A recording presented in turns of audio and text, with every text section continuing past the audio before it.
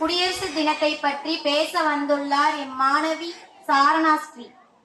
அனைவருக்கும் வணக்கம். என் பெயர் சாரணாஸ்ரீ. இன்று ஜனவரி 26 நாட்டின் 77வது குடியரசு தினத்தை கொண்டாடுகின்றோம். அனைவருக்கும் இனிய குடியரசு தின வாழ்த்துக்கள்.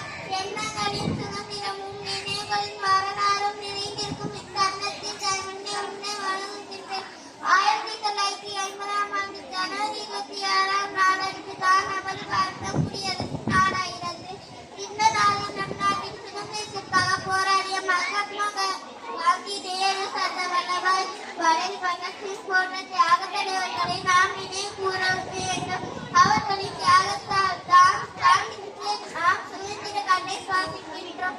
பல மொழிகள் பல மதங்கள் இருந்தாலும் நாம் அனைவரும் இந்தியர் என்ற உணர்வோடு ஒன்றிணைந்திருக்கின்றோம். ஜாதி மத வேறுபாடுகளை மறந்து இந்தியர் என்ற ஒற்றுமையுடன் வாழ்வோம். பேச வாய்ப்பளித்ததற்கு நன்றி தெரிவித்து எனது உரையை இத்துடன் நிறைவு செய்கின்றேன். வாழ்க பாரதம், வளர்க பாரதம். நன்றி, வணக்கம். Wow, very good speech.